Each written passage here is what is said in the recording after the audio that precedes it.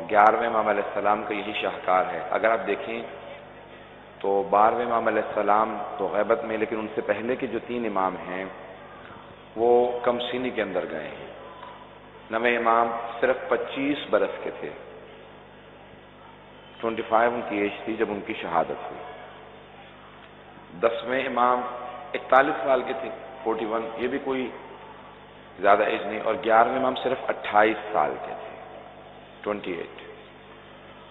بہت کم سنے کے اندر جو ائمہ علیہ السلام ہیں، یہ ایک کے بعد ایک ان کی شہادتیں ہوئی ہیں، اور یہ بنی عباس کا وہ دور ہے جس میں مسلسل وہ لوگ کوشش کرتے رہے کہ ائمہ جو مختلف انداز سے آنے والے ایک طولانی غیبت کے دور کے لیے امت کو تیار کر رہے تھے کہ ایک بہت طولانی غیبت آنے والی ہے، اور ائمہ بار بار کہتے تھے ایک بہت طولانی غیبت آئے گی، ہلک فیہ المستعجلون، جلد بازی کرنے والے تباہ ہو جائیں گے، ہلاک ہو جائیں گے، کذب الوقاتون، جو وقت کو معین کریں گے، یہ کہیں گے کہ امام کا ظہور اگلے سال ہونے والا ہے، یا یہ کہیں گے 100 سال تک نہیں ہوگا، وہ سب جھوٹے ہیں، کوئی وقت نہیں جانتا، کوئی عالم ہو، کوئی مرجع ہو، کوئی اور مومن ہو، کوئی صوفی ہو، کوئی وقت نہیں بتا سکتا امام کے ظہور کا، کسی کو نہیں معلوم، کوئی آدمی کبھی نہ کہے کہ میں جانتا ہوں 1000 سال نہیں آئیں گے یا اگلے سال آنے والے ہیں، کوئی وقت نہیں بیان کر سکتا۔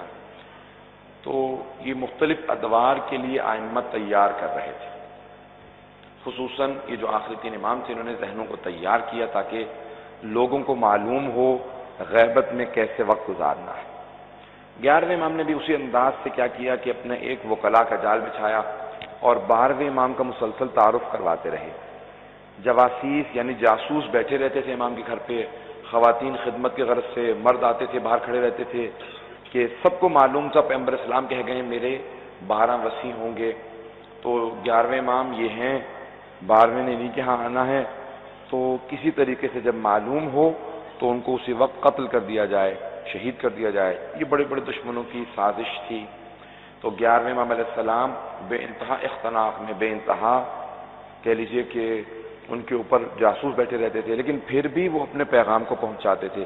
ایک بہت بڑی سازش قرآن کے خلاف شروع ہوئی 11ویں امام کے دور میں، اور اس میں کوشش یہ کی گئی، اسحاق کندی نامی ایک بہت بڑا عالم تھا، اس نے کوشش یہ کی، جو منحرف ہو جاتے ہیں بعض اوقات لوگ جب زیادہ پڑھ لکھ جاتے ہیں اور ان کی صحیح رہنمائی نہیں ہوتی، صحیح تربیت نہیں ہوتی، تو کیا ہوتا ہے کہ وہ قابلیت کی وجہ سے بعض اوقات گمراہ ہو جاتے ہیں۔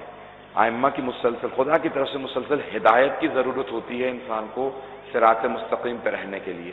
تو اسحاق کندی جو ہے بہت قابل تھا، اس نے کتاب کا نام رکھا، ابھی کتاب چھپی نہیں تھی لیکن مشہور ہو گئی، کتاب کا نام رکھا التناقض فی القرآن، قرآن میں تناقض ہے، معاذ اللہ، یعنی کنٹرڈکشن ہے، قرآن میں تضاد پایا جاتا ہے۔ اس نے کتاب لکھنا شروع کر دی، اور یہ 11ویں امام کا دور تھا، ہر جگہ مشہور ہو گئی، لوگ بڑے پریشان ہوئے کہ یہ آدمی 20 سال سے ایک کتاب لکھ رہا ہے، ابھی چھپی نہیں ہے لیکن 20 سال میں شہرت ہو گئی کہ یہ ثابت کر رہا ہے قرآن میں کنٹرڈکشن ہے، تضاد ہے، ہر جگہ باتیں ہونے لگیں۔ 11ویں امام کا دور آیا تو آپ نے اپنے ایک شاگرد سے کہا کہ تم اس سے قریب ہو جاؤ، کہ مولا اس سے قریب ہونے کا فائدہ کیا ہوگا؟ آپ نے کہا قریب ہو جاؤ، میں بتاؤں گا فائدہ کیا ہوگا۔ صرف قریب ہو جاؤ، وہ تم پہ اعتماد کرنے لگے، وہ تم پہ ٹرسٹ کرنے لگے، جب قریب ہو جاؤ گے میں بتاؤں گا، تمہاری تربیت کروں گا کیسے سوال کرنا کا۔ اچھا مولا، تو وہ امام کا شاگرد ہر روز جا کے اسحاق کندی کی خدمت کرنے لگا اور جا کے اس کی کتابوں کو صحیح کر کے رکھتا، ایسے ویسے۔ وہ سوچ رہا تھا کہ امام کہیں گے کتاب چرا لو، کا نہیں، ایک سوال کہوں گا اس سے سوال کر لینا۔ جب ایک دن اسحاق کندی نے دیکھا کہ بہت قریب ہو گیا، وہ اس پہ ٹرسٹ کرنے لگا ہے، تو بہرحال اس کو کتابیں لے جانے دینے لگا۔ اب اس نے کہا مولا میں بہت قریب ہو گیا ہوں، اب بتائیے کام کیا ہے؟ امام نے کہا اس سے صرف ایک سوال کر لینا، یہ سوال سمجھنے کی کوشش کیجیے گا۔ امام نے کہا صرف ایک سوال کر لینا۔ کہا مولا کیا سوال کروں؟ کہا اس سے سوال یہ کرنا کہ تم اتنی مدتوں سے یہ کتاب لکھ رہے ہو کہ قرآن میں کنٹرڈکشن ہے، قرآن میں تناقض ہے، قرآن میں تضاد ہے، قرآن کی باتوں میں ٹکراؤ ہے، ایک بات دوسرے سے ٹکراتی ہے، تو یہ بتاؤ کیا تم نے آیات کو ویسے سمجھا ہے جیسا کہ اللہ جس نے قرآن نازل کیا ہے اس نے سمجھانا چاہا ہے؟ بہت سے لوگ سمجھ گئے، بہت سے لوگوں کو شاید اور وضاحت کرنی پڑے گی۔ کہا یہ پوچھو اس سے کہ تم نے قرآن کے معنی کو ویسا سمجھا جیسا اللہ نے سمجھانا چاہا ہے؟ اس نے کہا بس مولا اتنا سا سوال؟ مولا نے کہا ہاں۔ اس بیچارے شاگرد کو بھی مولا کے سوال سمجھ میں نہیں آیا تھا۔ مولا نے کہا بس یہ سوال کر لینا، وہ سمجھ جائے گا میں نے کیا سوال کیا ہے، لیکن یہ مت بتانا سوال کس کا ہے، یہ سوال تم کہنا میرا ہی ہے، تاکہ اپنے طور پہ سوال کرو، میں نے تمہیں سمجھایا تم اپنے طور پہ سوال کرو گا۔ ٹھیک ہے مولا میں سوال کر لوں گا۔ اب وہ اسحاق کندی کے پاس گیا، کہا استاد میرا ایک آپ سے سوال ہے، اگر آپ برا نہ منائیں میرے سوال کا جواب دیجئے۔ کہاں پر خوددار بتاؤ سوال کیا ہے؟ کہا یہ بتائیے جو آپ کتاب لکھ رہے ہیں کنٹرڈکشن فی القرآن، قرآن میں تناقض ہے، تضاد ہے، ٹکراؤ ہے، تو یہ بتائیں کیا آپ یہ جو ٹکراؤ پیش کر رہے ہیں، قرآن میں ٹکراؤ ہے، تضاد ہے، آپ نے آیتوں کو ویسا سمجھا ہے جیسا اللہ نے سمجھانا چاہا ہے؟ تو ایک مرتبہ وہ خاموش ہو گیا، کچھ دیر سوچتا رہا، کہا یہ تجھے سوال کس نے بتایا ہے؟ کہا تجھے سوال کس نے بتایا؟ کہا میرے اپنے ذہن میں سوچا۔ کہا نہیں تیرے ذہن کی ایجاد نہیں ہے یہ سوال۔ کہا کیوں؟ میں کیوں نہیں سوچ سکتا؟ کہا 20 سال سے میں کتاب لکھ رہا ہوں، میں تیرا استاد ہوں، میرے ذہن میں یہ سوال نہیں آیا۔ جب میرے ذہن میں نہیں آیا تو تیرے ذہن میں کیسے آ سکتا ہے؟ یہ کسی بہت بڑے آدمی کا سوال ہے جو علم کا سمندر ہوگا۔ کہا یہ مجھے امام حسن عسکری نے سوال بتایا۔ اس نے کہا ان کے اللہ طلحہ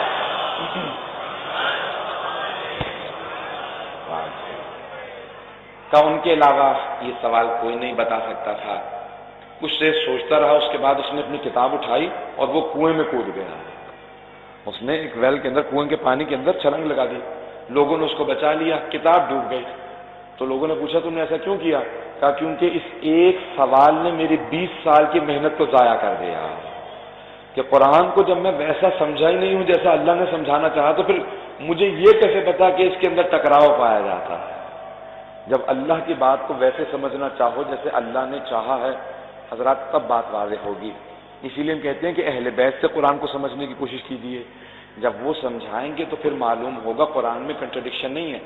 حضرات صحابہ کا بہت مرتبہ ہے، جیسے جیسے آیتیں نازل ہوتی تھی نا وہ قرآن پہ عمل کرتے تھے۔ قرآن کہتا تھا نماز پڑھو، صحابہ نماز پڑھتے تھے۔ قرآن کہتا تھا روزہ رکھو، صحابہ روزہ رکھتے تھے۔ قرآن کہتا تھا جہاد کرو، صحابہ جہاد کرتے تھے۔ قرآن کہتا تھا راہ خدا کے اندر انفاق کرو، صدقہ دو، صحابہ انفاق کرتے تھے، صدقہ دیتے تھے۔ قرآن کہتا تھا زکوٰۃ دو، وہ زکوٰۃ دیتے تھے۔ قرآن کہتا تھا حج کرو، وہ حج کرتے تھے۔ لیکن اہل بیت علیہ السلام وہ ہیں کہ جب وہ نماز پڑھ کے زکوٰۃ دیتے تھے تو آیت نازل ہوتی تھی، جب وہ بستر رسالت پہ سوتے تھے تو آیت نازل ہوتی تھی، جب جناب سیدہ راہ خدا میں روٹیاں دیتی تھی تو سورہ نازل ہوتا تھا۔ تو اہل بیت وہ ہیں، یہ صحابہ جو آیتوں کے منتظر ہیں، آیتیں اہل بیت کی منتظر ہیں کہ اہل بیت کوئی کام انجام دیں تو سوروں کی آیتیں نازل ہوں گی۔ تو حضرات اہل بیت کے فضائل کو، ان کے مقام کو سمجھیں۔ امام حسن عسکری علیہ السلام نے بڑے ہی گہرے انداز سے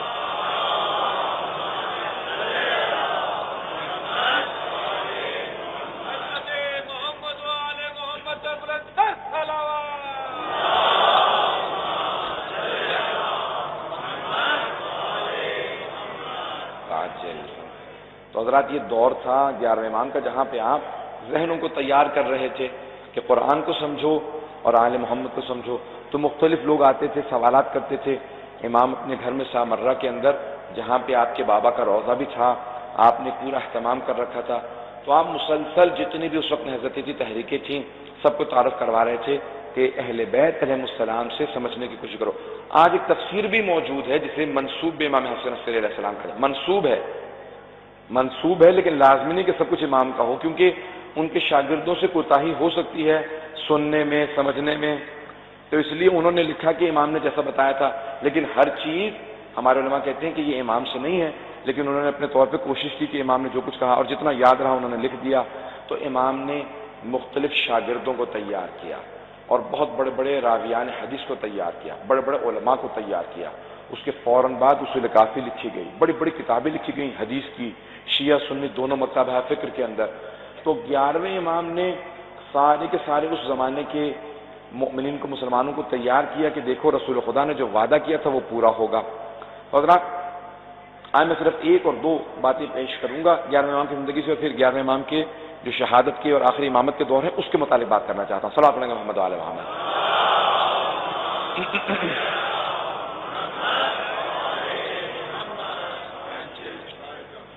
تو قرآن کے اندر بے انتہا آیات ہیں، اور ائمہ علیہ السلام نے اپنے شاگردوں کو ان کی تفسیر بتائی اور تیار کیا۔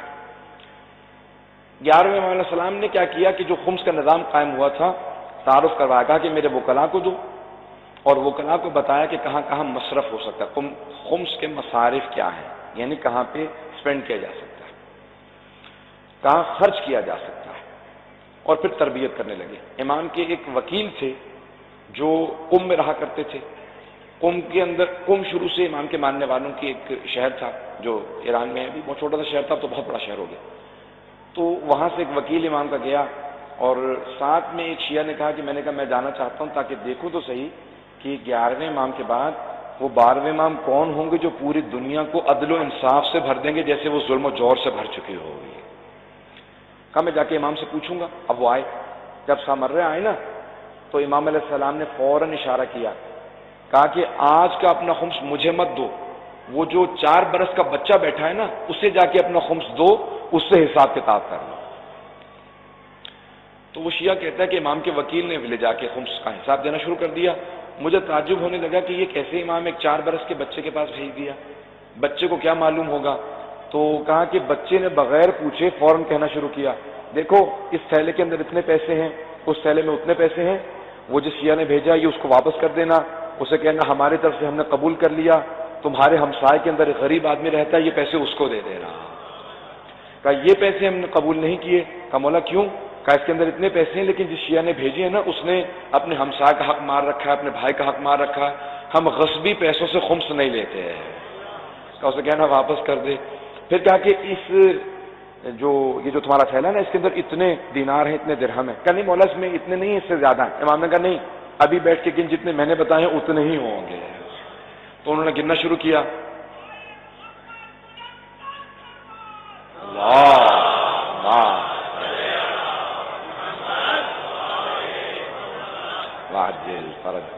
تو اس نے گننا شروع کیا، کہا نہیں مولا جو آپ نے کہا وہ نہیں ہے، جو میں نے کہا تھا وہ بھی نہیں ہے، کچھ اور ہے۔ مولا نے کہا پھر گن، ایسا ہو ہی نہیں سکتا، جو میں کہہ رہا ہوں وہی ہے۔ اب وہ جو ساتھ میں شیعہ آیا تھا وہ دیکھنے لگا تعجب سے کہ کیسے اس بچے کو ہر چیز معلوم ہے۔ اس نے دوبارہ گنا، کہا مولا جو آپ نے کہا تھا بالکل ویسے ہی، اتنے ہی درہم ہے، اتنے ہی دینار ہے۔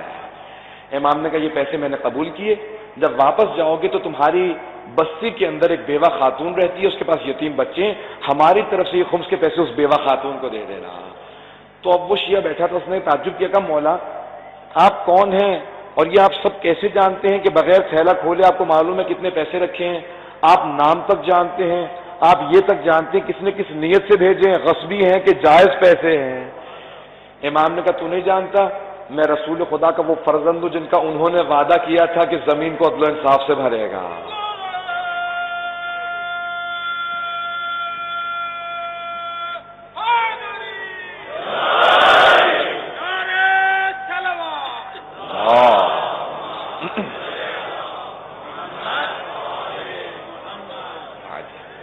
تو آپ نے غور فرمایا نا، 11ویں امام نے ذہنوں کو تیار کرنا شروع کر دیا کہ سب لوگ ذہن اپنے ابھی سے ذہن نشین کر لیں کہ ایک 12ویں نے آنا ہے اور ان کی غیبت ہے، 2 طرح کی غیبت ہے، غیبت صغریٰ ہے، غیبت کبریٰ ہے۔ تو فوراً 11ویں امام نے ذہنوں کو تیار کیا اور فوراً وابستہ کرنا شروع کیا، کہا ابھی سے ذہن نشین کر لو ایک 12واں آنے والا۔ حضرات گزشتہ بھی بعض خلفاء جو تھے نا انہوں نے کیا کیا، جیسے مامون، سب ایک حدیث رسول خدا کی سب کے ذہنوں میں تھی کہ پیغمبر نے فرمایا میرے 12 وصی ہوں گے اور 12ویں کا نام مہدی ہوگا، تو سب کے ذہنوں میں یہ بات تھی۔ مامون نے بھی یہی کیا تھا، توجہ ہے نا لوگ میرے ساتھ، مامون نے یہی کیا، اپنے ایک بیٹے کا نام مہدی رکھ دیا، اس کے کئی بیٹے تھے، اس لیے ائمہ نے جب بھی اس مہدی کا نام لیا نا کہا مت کہا کرو مہدی، کہا کرو مہدی عباسی، عباسیوں کا مہدی ہے، یہ ہمارا مہدی وہ نہیں ہے۔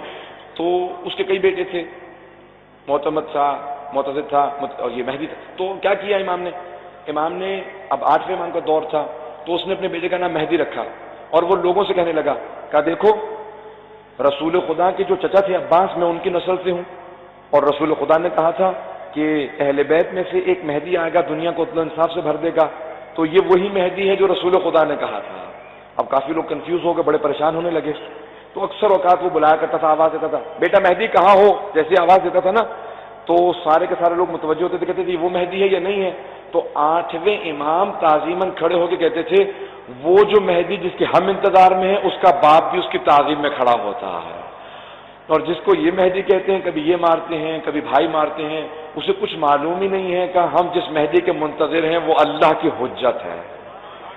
تو ہر امام نے تاکید کی ہے کہ دیکھو پہچاننے کی کوشش کرو، جو حجت خدا ہوگا اس کے بے انتہا علامات ہوں گی، وہ اللہ کا نمائندہ ہے۔ تو اب 11ویں امام سارے اذہان کو تیار کر رہے ہیں، ہر ماننے والے کو، ہر جاننے والے کو، ہر مسلمان کو متوجہ کرتے تھے، یاد رکھو غیبت آئے گی، بہت سے لوگ ہلاک ہو جائیں گے۔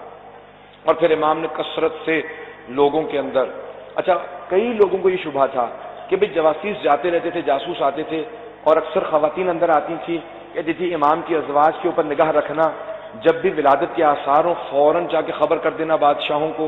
تو حضرات جس طرح سے جناب ابراہیم کا کبھی معلوم ہی نہیں تھا نمرود کو کہ ان کی ولادت ہونے والی ہے، کیونکہ اللہ کا وعدہ تھا کہ ایک بچہ آئے گا، وہ جوان ہوگا، ابراہیم بنے گا، نمرود کو شکست دے دے گا۔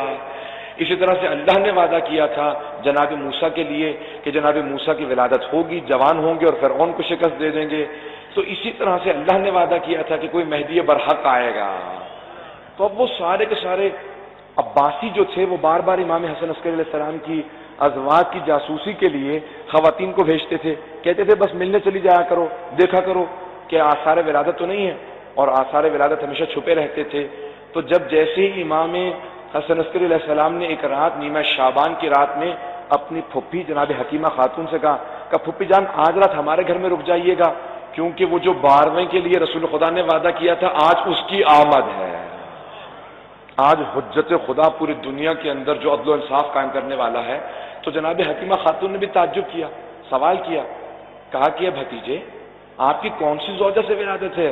کوئی ولادت کے آثار نہیں ہے۔ کہا پھپھی اماں نرجس خاتون کے حجرے میں رہیے گا، آج رات ولادت کی رات ہے۔ جناب نرجس خاتون کہتی ہے جب آدھی سے زیادہ رات گزر گئی تو میں سوچنے لگی کہ آج رات ولادت ہے بھی یا نہیں ہے، کوئی آثار ہی نہیں ہے۔ کہ میں سوچ رہی تھی کہ باہر صحن کے اندر سے امام حسن عسکری نے آواز دی کہ پھوپھی اماں اللہ کے وعدے پہ شک نہ کیجئے گا، آج ہی رات آمد ہے۔ کہ کچھ ہی دیر گزری تھی، میں نے کہا میں تجدید وضو کراؤں۔ کہ جیسے میں وضو کر کے واپس آئی تو دیکھا کہ پورا حجرہ نور سے بھرا ہوا ہے۔ میں نے دیکھا کہ شاید آگ نہ لگ گئی ہو، جب دیکھا تو دیکھا ایک زمین پہ بچہ سجدے میں ہے اور بار بار سجدہ کر کے کہہ رہا جاء الحق وزہق الباطل ان الباطل کان زہوقا، حق آ گیا ہے، باطل جا رہا ہے، باطل آیا ہی جانے کے لیے تھا۔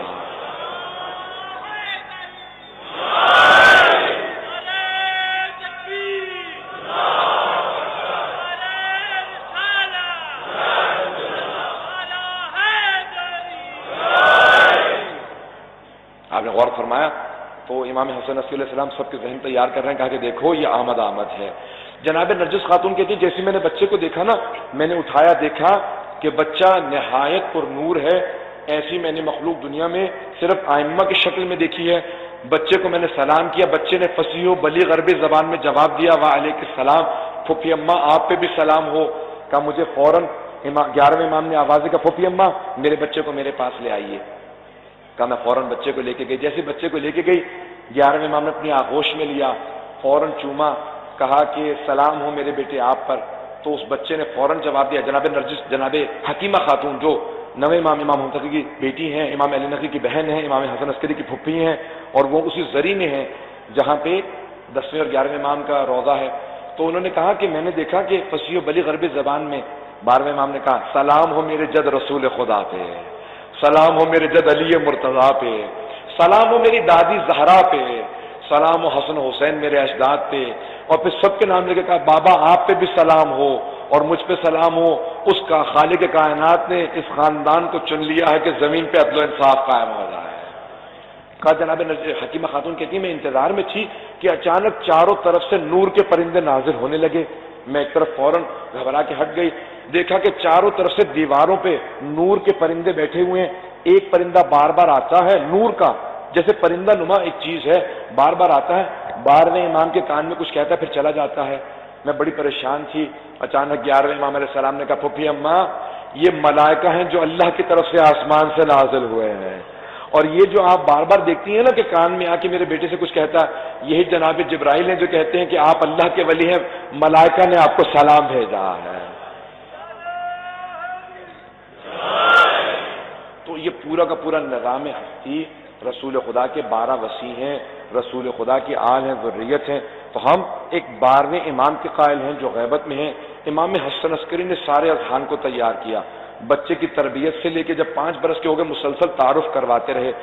آپ نے اپنے فریضے کو اسی لیے انجام دینا ضروری سمجھا تاکہ کسی ذہن میں کوئی شبہہ نہ رہ جائے، کبھی کوئی یہ نہ سوچے کہ وہ 12ویں کون ہیں، کب آئیں گے، کیسے ہوں گے۔ کتنی شہادتیں ہو گئیں حضرات، کتنی یعنی گواہیاں ہو گئیں، شہادت سے مراد گواہیاں ہیں حضرات۔ جب ایک مرتبہ 11ویں امام علیہ السلام کی شہادت ہوئی نا، تو سب کے سب جو بنی عباس تھے، جو ان کے خلفاء تھے، انہوں نے کہا کہ 11ویں امام کا جنازہ، شیعوں کے 11ویں امام کا جنازہ کس نے پڑھایا ہے؟ کہا کہ ان کے بھائی کھڑے تھے، لیکن اچانک ان کے گھر سے ایک 5 برس کا بچہ نکلا، اس نے اپنے چچا کی ابا کو پکڑا، کہا چچا جان ہٹ جائیے، اس جنازے کے پڑھانے کا میرا حق زیادہ ہے۔ کہا وہ کھڑے ہو گئے اور انہوں نے تکبیرات کہیں اور اس کے بعد واپس گھر میں چلے گئے۔ بنی عباس نے فوراً کہا کہ جاؤ جا کے اس گھر کو چھان مارو، اور آج تک یہ بحث ہے کہ وہ ساری کی ساری بٹالین، وہ جو فوج کا ایک دستہ تھا، وہ 11ویں امام کے گھر میں داخل ہوا اور بچے کو تلاش کرنے لگا، بچہ نہ مل سکا۔ وہ کہتے ہیں جب ایک پوری فوج نے تلاش کیا اور بچہ نہیں ملا، اس کا مطلب ہے وہ ہے ہی نہیں۔ بات سمجھ میں آئی ہے؟ ان کا اشکال یہ، وہ کہتے ہیں وہ نہیں ہے، کیوں نہیں ہے؟ وہ کہتے ہیں کیونکہ فوج نے تلاش کیا۔ میرا سوال ہے فوج نے تلاش کیوں کیا؟ فوج کا تلاش کرنا اس بات کی علامت ہے کہ جو سارے شہر نے دیکھا تھا کہ ایک بچے نے جنازہ پڑھایا ہے، وہ فوج دیکھنے گئی تھی کہ جو پورے شہر نے دیکھ لیا ہے۔ وہ بچہ گیا کہاں ہے؟ سب نے کہا سرداب مبارک میں چلے گئے۔ حضرات ایک میں یہاں پہ فلسفے کی دلیل کو پیش کروں گا، زیادہ تفصیلات میں نہیں جاؤں گا، اگر آپ کے سمجھ میں آ جائے تو انشاءاللہ تعالی بہت آسان اور سادہ کر کے پیش کروں گا۔ فلسفے کا قانون ہے کہ اگر آپ کسی شے کو تلاش کریں اور نہ ملے تو یہ اس بات کی علامت نہیں ہے کہ وہ شے نہیں ہے، بلکہ اس بات کی علامت ہے کہ آپ کو ملی نہیں ہے۔ چلو میں مثال دے دیتا ہوں۔ میری مثال کے طور پہ یہ انگوٹھی کھو جاتی ہے کسی امام بارگاہ کے اس صحن کے اندر، میں تلاش کرتا رہوں، مجھے انگوٹھی نہ ملے۔ انگوٹھی کا اس صحن میں مجھے نہ ملنا اس بات کی علامت نہیں ہے کہ انگوٹھی یہاں نہیں ہے، بس یہ علامت ہے کہ مجھے نہیں ملی۔ تو حضرات اس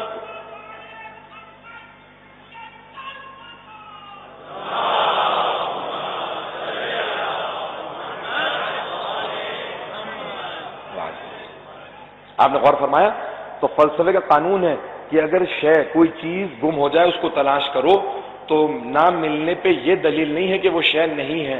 تو حضرات اب ساری کی ساری فوج تلاش کر رہی ہے، تو اسی لیے ابتدائی علماء کے اندر اختلاف یہ تھا کہ امام زمانہ کی غیبت یعنی کیا؟ آیا غیبت سے مراد، یہ میں اگلے چند دنوں پہ مولا سے متعلق پیش کرتا رہوں گا مطالب کو، کہ آیا غیبت سے متعلق یہ ہے کہ امام انویزیبل ہیں، یعنی آنکھوں سے اوجھل ہیں، آنکھوں سے غائب ہیں، یا نہیں غائب نہیں ہیں، سامنے ہوتے ہیں لیکن پہچانے نہیں جاتے، کیونکہ غیبت کی اقسام ہیں، قرآن نے غیبت کی اقسام پیش کی ہیں۔ ایک ہے غیبت کے انسان غائب ہے، آنکھوں سے اوجھل ہے، اور ایک نہیں، غائب نہیں ہے لیکن پہچان میں نہیں آتا۔ جیسے جناب یوسف کے بھائی جب مصر پہنچے، جناب یوسف عزیز مصر بن چکے تھے، سب بھائی دیکھ رہے تھے لیکن پہچان نہیں رہے تھے کہ یہی یوسف ہے، تو یہ بھی غیبت ہے، یعنی آنکھوں کے سامنے پہچانے نہیں جا رہے۔ تو علماء میں اختلاف اس بات پہ ہے کہ آیا امام زمانہ آنکھوں سے غائب ہیں یا غائب نہیں ہیں، دیکھنے میں آتے ہیں پہچانے نہیں جاتے۔ حضرات امام اگر چاہیں تو غائب ہو جائیں اور چاہیں نظر آئیں پہچانے نہ جائیں۔ اب سیرہ حلبیہ جو ہمارے اہل سنت والبرادران بھائیوں کی ایک سیرت نبوی ہے، وہیں سے پیش کر رہا ہوں، جلد اول میں، پیغمبر مکے میں ہے، اور دلیل کے طور پہ پیش کر رہا ہوں بات کو، پیغمبر اسلام مکے میں ہے۔ صرف 2 دلیلیں پیش کروں گا، تفصیلات میں نہیں جاؤں گا، کیونکہ میں خود اگر 12ویں امام پہ چاہوں تو ایک سے زیادہ شرح پڑھ سکتا ہوں، کئی دلیلیں موجود ہیں، خود میرے پاس ایک انسائکلوپیڈیا موجود ہے، 12ویں امام کوئی مختصر موضوع نہیں ہے، یہ خود کئی اشروں کا موضوع ہے۔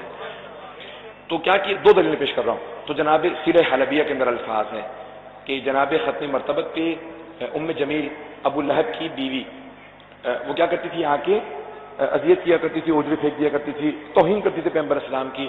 تو مسجد الحرام میں پیغمبر اسلام خانہ کعبہ کے سامنے بیٹھے ہیں اپنے صحابہ کے ساتھ، اتنے میں ام جمیل کو آتے دیکھا، پیغمبر اسلام نے فوراً کہا یہ آ رہی ہے، مجھے دیکھ نہیں پائے گی، تو صحابہ تعجب کرنے لگے کہ جب آ رہی ہے پیغمبر اسلام سامنے بیٹھے تو دیکھ کیسے نہیں پائے گی. اتنے میں وہ آئی، آ کے صحابہ سے سوال شروع کیا، کہاں رسول محمد کہاں ہے؟ وہ تو نہیں ماننا، رسول خدا تو نہیں مانتی تھی. کہاں ہے؟ اور بہت کچھ کہا، اس کے بعد چلے گئی. پیغمبر اسلام نے کہا دیکھا یہ مجھے دیکھ نہیں پائی، اب اگر آئے گی تو دیکھ پائے گی. کہا اب اگر آئے گی تو دیکھ پائے گی.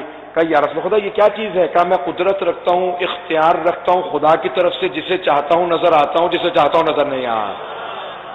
حضرت آج تک علامہ مجلسی نے 24 معجزات بدن جسم رسول خدا کے لکھے ہیں. آج تک آپ نے دیکھا ہوگا بعض اوقات پتھروں پہ پیغمبر اسلام کے نشان ہیں. توجہ ہے لوگوں کی؟ تو صحابہ کرام کہتے تھے کہ ہم نے خود اپنی آنکھوں سے دیکھا. بعض اوقات پیغمبر کچی مٹی پہ، ریت پہ چلتے تھے، نشان نہیں بنتے تھے. بعض اوقات پتھروں پہ چلتے تھے، نشان بنتے جاتے تھے. تو کہا جہاں پیغمبر اسلام چاہتے تھے ان کے نقش بنتے جاتے تھے، جہاں نہیں چاہتے تھے نقش نہیں بنتے تھے.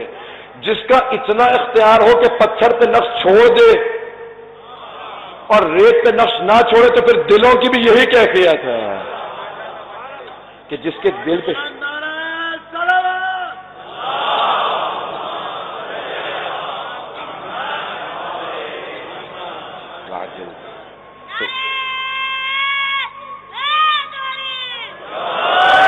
تو حضرات 11ویں امام علیہ السلام نے ہر ذہن کو تیار کیا کہ پہچان بھی لو، جان بھی لو، دیکھ بھی لو، یاد بھی رکھو اور دوسروں تک پہنچاؤ کہ 12واں آ چکا ہے، غیبت میں جانے والا. تو ذہن تیار ہونے لگے. اور جس طرح سے ذہن تیار ہوئے، سمجھایا جا رہا تھا. دیکھو یہ غیبت، دیکھیں حضرات ائمہ علیہ السلام نے ہمیشہ کہا کہ ہم قادۃ الامم ہیں، امتوں کے قائد ہیں. عربی زبان میں 2 اصطلاحیں استعمال ہوتی ہیں، قائد اور سائق. قائد لیڈر کو کہتے ہیں، سائق ڈرائیور کو. موجودہ زبان میں سائق، اچھا اوریجنل بنیادی عربی زبان میں اونٹوں کو چرانے والوں کو قائد و سائق کہا جاتا تھا. مجمع کی توجہ ہے نا میرے ساتھ؟ اونٹوں کو چرانے والوں کو. لیکن ایک فرق کے ساتھ، جو اونٹوں کو آگے سے پکڑ کے چلتا تھا نا اسے قائد کہا جاتا تھا، اور جو پیچھے سے ہانکا کرتا تھا ڈنڈا پکڑ کے ہاتھ میں ہانکنے والا اونٹوں کو، اسے سائق کہا جاتا تھا. ائمہ کہتے ہیں نحن قادۃ، ہم امتوں کے قائد ہیں، سائق نہیں ہیں. ہم لاٹھیوں سے مار مار کے چلانے والے نہیں ہیں، ہم لیڈ کرنے والے ہیں، ہم رہبری کرنے والے ہیں، ہم قیادت کرنے والے ہیں. قیادت کے لیے ایک شرط ہے، وہ جو سامنے چلتا ہے نا اونٹوں کے، تو وہ ایک اونٹ کی مہار کو پکڑتا ہے، باقی سارے اونٹ قطار میں چلتے رہتے ہیں. ان اونٹوں کے لیے تربیت شرط ہے. وہ جب سدھائے ہوئے ہوتے ہیں نا، تربیت یافتہ ہوتے ہیں، تو وہ ایک کی مہار کو پکڑتا ہے، باقی سارے ایک قطار میں چلتے رہتے ہیں. لیکن جب وہ سدھائے ہوئے نہیں نہ ہوتے تو کوئی ادھر بھاگتا ہے، کوئی ادھر بھاگتا ہے. وہ ایک ہاتھ میں چھڑی لے لیتا ہے اور وہ مارتا، وہ سب کو واپس گلے میں لے کے آتا ہے. مولا نے کہا دیکھو ہم چھڑیوں سے مار مار کے لے کے نہیں آئیں گے، وہ تو بہت سے موجود ہیں. آج جتنے حکمران ہیں وہ چھڑیوں سے مار مار کے لانے والے ہیں. مولا نے کہا ہم قائد ہیں، تم اپنی تربیت کر لو، ہم قیادت کے لیے آ جائیں گے. کمی امام میں نہیں ہے، کمی ہم میں ہے، یہ یاد رکھیں. برحمتك يا أرحم الراحمين وصلى الله على محمد وآله الطاهرين.